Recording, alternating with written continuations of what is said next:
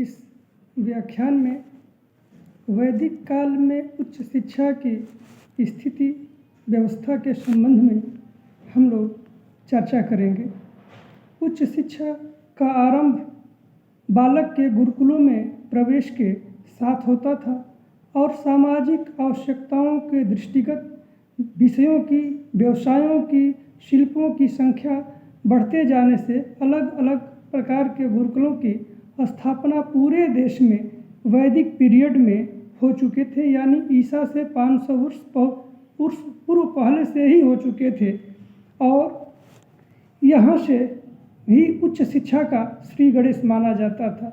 गुरुकुल से आशय है कि गुरु का परिवार, गुरु के परिवार में गुरु का अपना भी परिवार होता था और जो बालक गुरुकुल में अध्ययन हेतु जाते थे वे सारे के सारे बालक उस गुरुकुल का हिस्सा बन जाते थे और वहाँ गुरु के रूप में जो पुराने छात्र होते थे, जो अधिक वर्षों का अनुभव प्राप्त कर लेते थे छात्र, वो नए आए हुए छात्रों को पढ़ाते थे, तो वो भी उनके लिए गुरु के समान ही थे।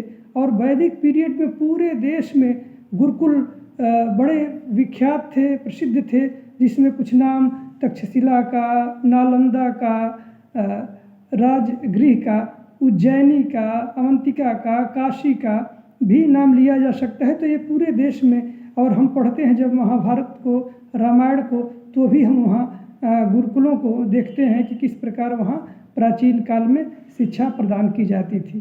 तो जो गुरुकुल होते थे वे प्रायः नगर से दूर, कुछ गुरुकुल नगर में भी थे, जैसे काशी का गुरुकुल नगर में ही था, लेकिन मुख्य रूप से नगर से दूर जो वन हैं, सरोवर हैं, वाटिकाएं हैं, वैसे जगहों पर, उपवन हैं, वैसे जगहों पर ये बनाए जाती थी जहाँ पर शांतिपूर्ण, कोलाहल से दूर और जहाँ गौओं के चरने के लिए जगह हो, जहाँ पूजा पाठ करने के लिए कुछ पुष्प, समिधा इत्यादि भी प्राप्त किया जा सके, जहाँ हवाएं खुली हों और स्वास्थ्य के अनुकूल हों, तो ऐसे जगहों पे जहाँ धनुर्विद्या का अभ्यास किया जा सके, व्यायाम किया जा सके और बालक ब्रह्मचर्य की रहते हुए शिक्षा प्राप्त कर सके, तो ये प्रायः स्वच्छ जलवायु वाले स्थान पर नगर से दूर होते थे।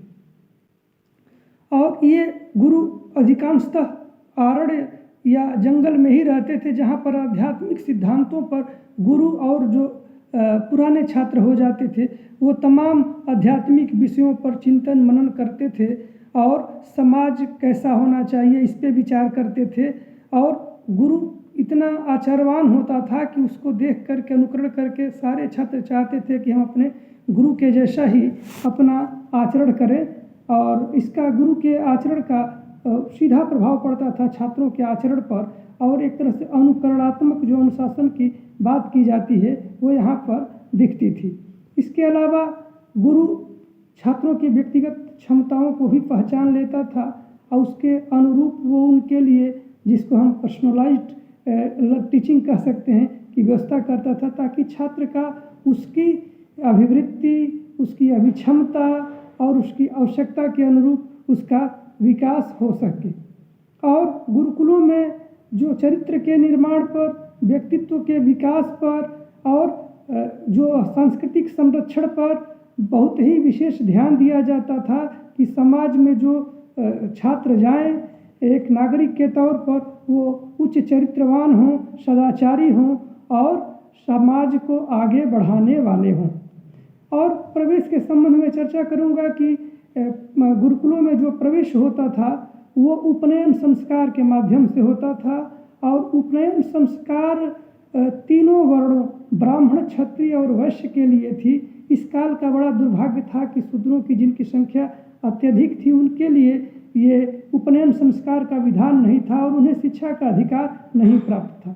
और महिलाओं के लिए भी मैंने कहीं उपनयन का उल्लेख नहीं पढ़ा है। इससे लगता है कि ये एक शैक्षिक संकीर्णता थी, लेकिन फिर भी ये उत्कृष्ट शिक्षा इस दृष्टिकोण में है कि जिनके लिए शिक्षा थी उनके लिए ये बड़ा ही अच्छे ढंग की शिक्षा व्यवस्था थी।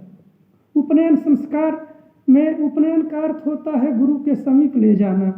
तो विद्या अध्ययन के निमित्त जब बालक अपने घर को छोड़ करके गुरुकुल में जाता था तो उस समय जो सेरेमनी होती थी, जो संस्कार कराए जाते थे, उसको ही उपनयन संस्कार कहा जाता था। अब यह सभी वर्णों के अनुसार उनका आयु निर्धारित था। ब्राह्मण का बालक है ब्राह्मण तो उसका 8 वर्ष में उपनयन संस्कार होता था, क्षत्रिय का 11 वर्ष में होता था और वैश्य के लिए यह 12 वर्ष की आयु निर्धारित थी। अब प्रायः यह इस पर निर्भर करता था कि चूँकि ब्राह्मण वर्ण का शिक्षा पर एक अधिकार था तो उनके बच्चे घरों में छोटे से ही वो ज़्यादा उनको सीखने का माहौल मिलता था और वनस्पति की क्षत्रिय और वैश्य वर्ण के लोगों के लिए, इसलिए इनका शायद जो संस्कार कराने की आयु थी वो कम थी और बाकी लोगों की अधिक थी। और उपनयन के संस्कार की जो विधान थे, जो व्यवस्थाएं थी, जो उत्तरी पहने जाते थे, जो मेखलाएं ग्रहण की जाती थी, जो उपवीति और दंड ग्रहण किए जाते थे, सब ये वर्णानुसार अलग अलग थे। और जब उपनयन संस्कार हो जाता था तो गुरु अब शिक्षा के लिए अपने छात्र को शिक्षा की ओर आगे बढ़ाता था। तो सबसे पहले 6 महीने 1 साल तक छात्रों को शिष्टाचार की शिक्षा प्रदान की जाती थी कि उन्हें गुरुकुल में अन्य छात्रों के साथ, गुरु के परिवार के साथ कैसे उठना बैठना है, कैसे बातचीत करना है, कैसे उनका अभिवादन करना है, गुरुकुल में आने वाले अतिथियों का सत्कार कैसे करना है, अपने सहपाठियों के साथ कैसा व्यवहार करना है इत्यादि। ये व्यवहार की शिक्षाएं शुरुआत में प्रदान की जाती थी। जब बालक गुरुकुल के आचरण, मर्यादा, व्यवहार, संस्कार और क्रियाविधि को समझ लेता था तब उसकी वास्तविक शिक्षा की शुरुआत होती थी।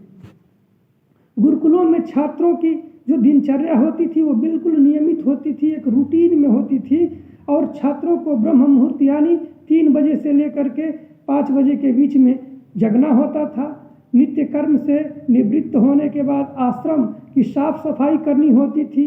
गुरुजी के यज्ञ या पूजा के लिए जल, समिधा, पुष्प इत्यादि लाना होता था। इसके बाद गायों को दुहना, हवन करना, दूध पीना, गुरु के पास जाकर दाहिने हाथ से गुरुजी का दायां पैर और बाएं हाथ से गुरुजी का बायां पैर छू करके अभिवादन करना होता था और चुपचाप बैठकर गुरु के द्वारा जो पाठ पढ़ाया जाता हो उसे ध्यान पूर्वक सुनना और पाठ के पूरा हो जाने के बाद मन में उत्पन्न शंकाओं का समाधान करना।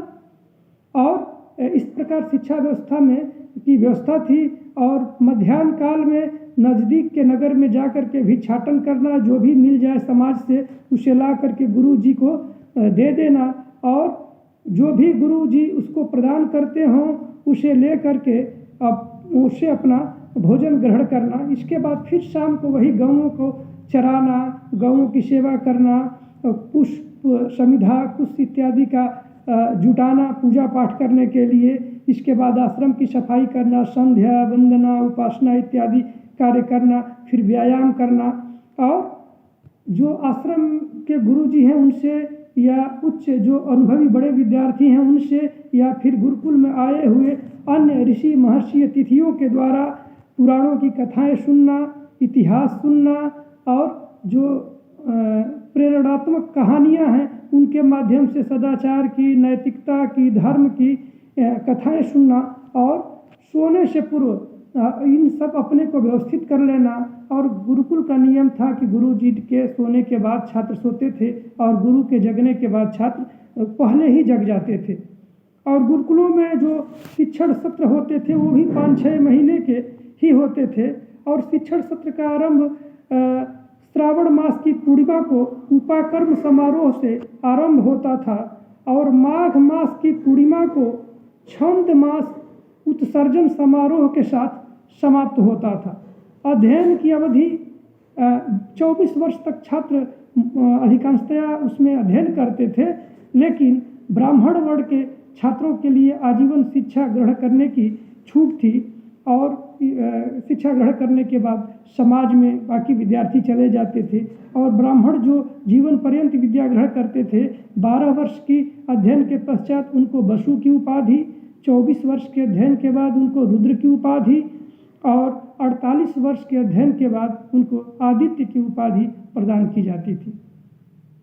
गुरुकुलों में अवकाश के भी विधान थे, तो अष्टमी के दिन, चतुर्दशी के दिन, प्रतिपदा के दिन, अमावस्या के दिन, पूर्णिमा, महाभरणी, चंद्र ग्रहण, सूर्य ग्रहण, संक्रांति, अधिक वर्षा, भूकंप, विशिष्ट पर्वोत्सव, राजा का अभिषेक, किसी विशिष्ट अतिथि का आगमन या राजा या विशिष्ट पुरुष के अवसान के समय पर, या आश्रम के किसी अंतेवासी, जो छात्र होते थे, जाते थे गुरुकुल में अध्ययन करने के लिए, उन्हें अंतेवासी भी कहा जाता था।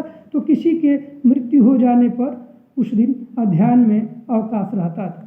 पाठ्यक्रम जो उस समय का था उसमें दोनों तरह के ज्ञान थे, आध्यात्मिक यानी पराविद्या और लौकिक यानी अपरा विद्या। दोनों के को पाठ्यक्रमों में जगह मिली थी, लेकिन आध्यात्मिक शिक्षा को ही वास्तविक शिक्षा मानी जाती थी। जो लौकिक शिक्षा था उसका स्थान द्वितीय था, उसे गौड़ माना जाता था। और प्रत्येक छात्र को संस्कार, नैतिक, शारीरिक एवं व्यावसायिक शिक्षा की व्यवस्थाएं थी।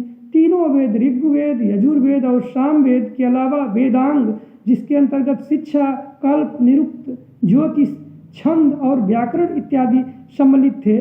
दर्शन तथा नीति शास्त्र सभी छात्रों के लिए पढ़ना अनिवार्य था। उपदेश और आश्रम में पारस्परिक सेवा का भाव, स्नेह, सहयोग के माध्यम से, कहानियों के माध्यम से छात्रों को नैतिकता और उच्च सदचरित्रता की शिक्षा दी जाती थी। शारीरिक शिक्षा के लिए प्राणायाम, व्यायाम, टहलना, खेलकूद इत्यादि का भी विधान रहता था।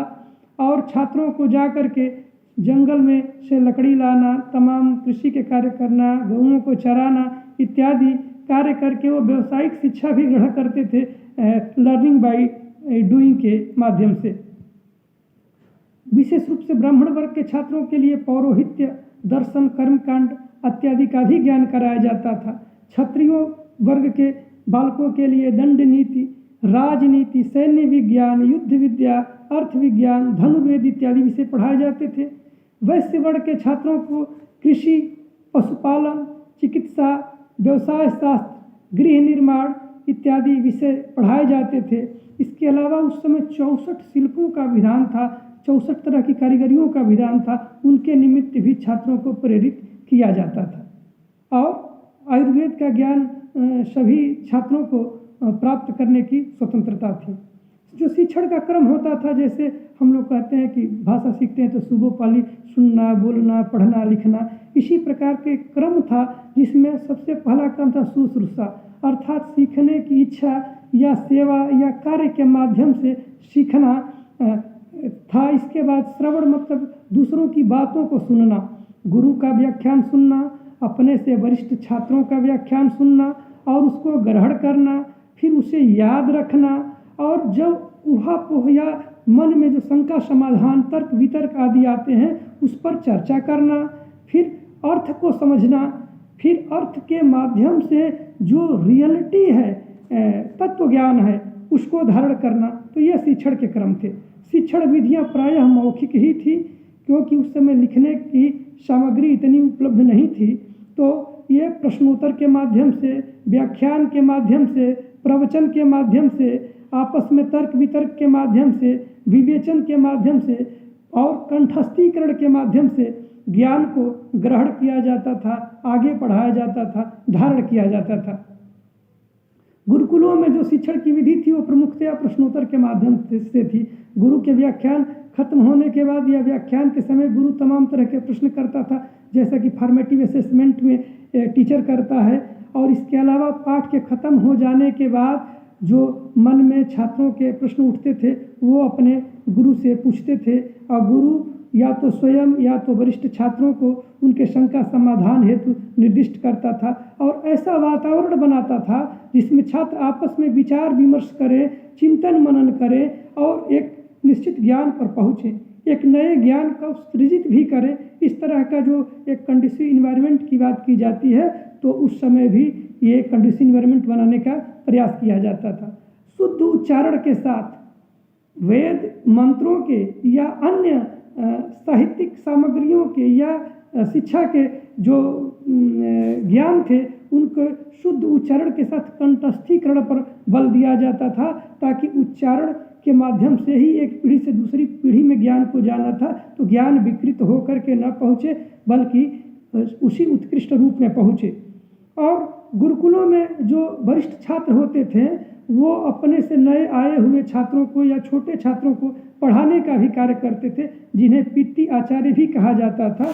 तो और गुरु जो होते थे बड़े अपनी विद्याओं में पारंगत होते थे, उनकी समाज में बड़ी ऊंची प्रतिष्ठा थी। और वो जो मुनि ऋषि महर्षि होते थे वो अपने विषय के बड़े उद्भट विद्वान हुआ करते थे, स्वाध्यायी होते थे, धर्मज्ञ होते थे, वो सच्चरित्र होते थे, आदर्श पुरुष के जितने गुण होते थे लगभग वे उनको धारण करते थे और समाज में देवता के समान उनका आदर होता था।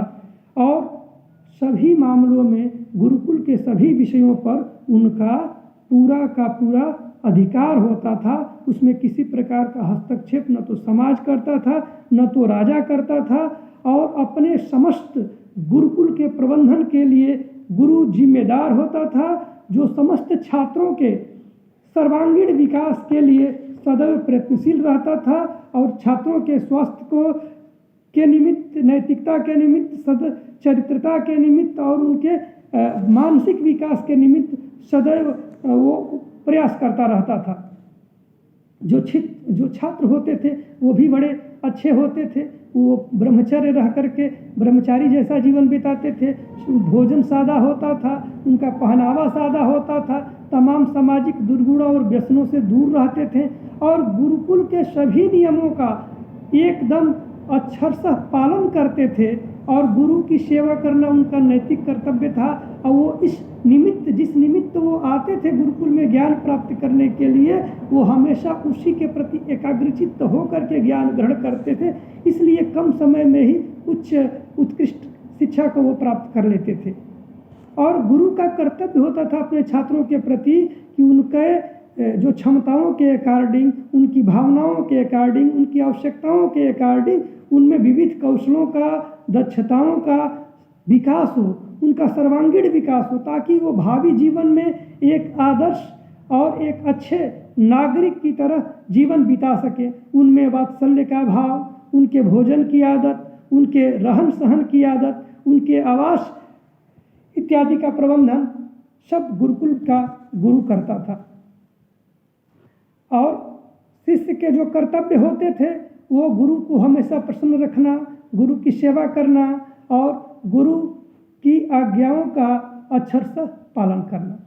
उस समय दंड का प्रावधान भी था और सामान्यतः किसी बड़े अपराध हो जाने पे या समन्वय नहीं बैठ जाने पे, भूलवश अगर कुछ हो जाता है तो आत्मशुद्धि का दंड दिया जाता था। लेकिन बार बार अगर गलतियां करने पे गुरुकुल से निकाले जाने के भी दृष्टांत मिलते हैं। गुरुकुल की जो व्यवस्था होती थी, समस्त गुरुकुल की व्यवस्था, छात्रों का जो गुरुकुल के लोग होते थे यानी छात्र और गुरु का परिवार, तो गुरु ही सारे प्रबंधन के लिए जिम्मेदार था और वो छात्रों की सहायता से, अपने परिवार की सहायता से गुरुकुल के समस्त व्यवस्थाओं का प्रबंधन करता था। जो भिक्षाटन के द्वारा छात्र लाते थे सामग्रियाँ, उनके द्वारा जो गुरुदक्षिणा में प्राप्त होती थी उनके द्वारा, और राजा या अतिथि जो कभी गुरुकुल का दौरा करने आते थे, गुरुकुल को समय समय पर कुछ धन प्रदान करते थे, उन्हीं से गुरुकुल की समस्त व्यवस्थाएं की जाती थी। कोई राजकोष से नियमित धन प्रदान करने की व्यवस्था नहीं थी। और गुरुकुल में नित्य ही परीक्षा, कंटिन्यूअस एग्जामिनेशन की व्यवस्था थी और व्याख्यान के बाद गुरु प्रश्नों के माध्यम से परीक्षण करता था कि जो चीज़ों पे चर्चा की गई है, जो ज्ञान प्रदान किया गया है, छात्र ने कितना मनोयोग से सीखा है, कितना सीखा है, कौन सी कठिनाइयाँ उसको आई है, उन कठिनाइयों का वो निवारण करता था और पुनः ज्ञान प्राप्त करने का अवसर प्रदान करता था, ताकि छात्र जिस निमित्त आए हैं वो अपने उस उद्देश्य में संपूर्ण रूप से सफल हों। गुरुकुलों में शास्त्रार्थ की व्यवस्था होती थी। वो कुछ छात्रों के समूह बना करके आपस में शास्त्रार्थ कराए जाते थे, जिसमें बुद्धि का परीक्षण होता था, कौशल का परीक्षण होता था, युद्ध विद्या का, धनुर्विद्या का, ऐसे परीक्षण का उदाहरण महाभारत में भी प्राप्त होता है। तो इस तरह की व्यवस्था थी। इसके बाद जब गुरुकुल की शिक्षा समाप्त हो जाती थी तो अंत में समावर्तन संस्कार होता था। समावर्तन का अर्थ है घर की तरफ लौटना। जिस तरह उपनयन में गुरु के समीप छात्र आता था, उसी तरह समावर्तन के बाद छात्र शिक्षा प्राप्त करने के बाद समाज में लौटता था। समावर्तन का संस्कार होता था। उस संस्कार में गुरु छात्र को मधुपर्क देता था और कुछ उपदेश देता था कि आपको समाज में जाकर के कैसे रहना है, क्या करना है, आपके कार्य क्या हैं, आपके दायित्व क्या हैं, आपके कर्तव्य क्या हैं, उसे कैसे आपको अनुपालित करना है अपने जीवन में, जिससे कि एक अच्छे और सफल समाज बने। तो इसको देने के बाद छात्र गुरु दक्षिणा का भी उस समय प्रोविजन था। तो छात्र अपनी योग्यता के अनुसार, अपनी क्षमता के अनुसार, अपनी पारिवारिक क्षमता के अनुसार गुरु को विद्या अध्ययन करने के पश्चात समावर्तन संस्कार के समय कुछ न कुछ प्रदान करते थे गुरु दक्षिणा के रूप में। और इस प्रकार से इसी तरह की व्यवस्थाएं गुरुकुल की शिक्षा व्यवस्था थी। और ठीक है, आप लोगों ने सुना, इसके लिए बहुत बहुत धन्यवाद।